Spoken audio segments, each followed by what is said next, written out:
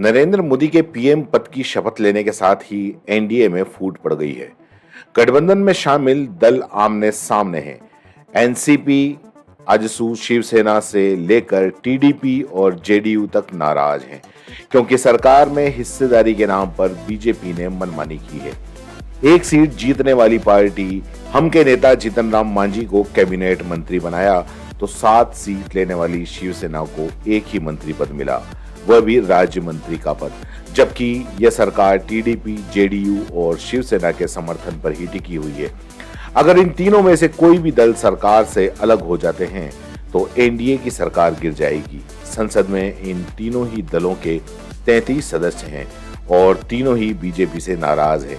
TDP तो अभी भी लोकसभा स्पीकर पद को लेकर अड़ी हुई है, जबकि बीजेपी इस पद को किसी भी कीमत पर सहयोगी दल को देने को तैयार नहीं है।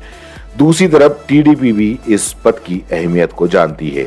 1999 में अटल बिहारी वाजपेयी की सरकार गिरी, तब बीजेपी को भी स्पीकर पद की ताकत का एहसास हो गया था, क्योंकि माना गया था कि अगर उस समय टीडीपी की जगह बीजेपी का स्पीकर होता तो वाजपेयी की सरकार बच जाती, क्योंकि बीजेपी का स्पीकर 1999 में वाजपेयी सरकार के विश्वास प्रस्ताव पर कांग्रेस सांसद गिरधर गमांग, जो कि उड़ीसा के उस समय के सीएम थे, उन्हें वोट नहीं डालने देते।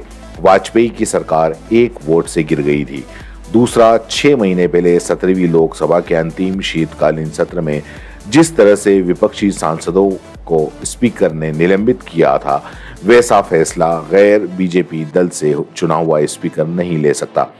17वीं लोकसभा स्पीकर ओम बिरला ने करीब 100 सांसदों को सदन से पूरे सत्र के लिए सदन से निलंबित कर दिया था, जिससे सरकार मनमानी पूर्वक विधेयकों को सदन में पास करा सके।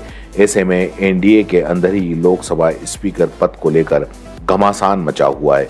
चंद्रबाबू नायडू स्पीकर पद से दावा छोड़ने को तैयार नहीं है, तो बीजेपी भी इस पद के लिए पार्टी के अंदर ही उम्मीदवार की तलाश कर रहे हैं।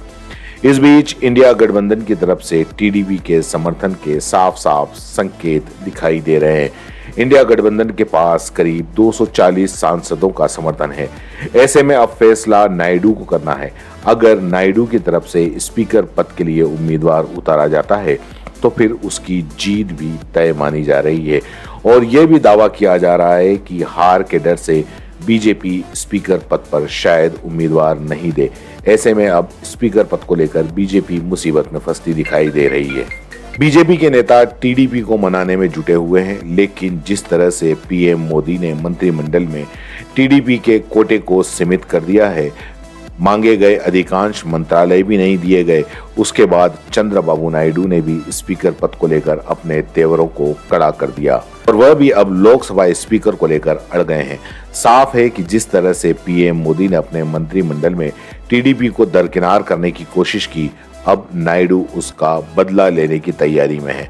दरअसल नायडू मोदी सरकार में 4 मंत्री मांग रहे थे, इसके साथ ही वित्त मंत्रालय की मांग भी कर रहे थे, लेकिन बीजेपी ने उनकी नहीं सुनी। लेकिन अब चंद्रबाबू नायडू अपने समर्थन की कीमत बीजेपी से वसूल कर रहे हैं। इसी के चलते संसद सत्र, जो पहले 15 जून से बुलाने की बात हो रही थी, अब कहा जा रहा है कि यह सत्र 18 या फिर 22 जून से शुरू हो सकता है, क्योंकि जब तक स्पीकर पद को लेकर नायडू अड़े रहेंगे, संसद का सत्र टलता रहेगा।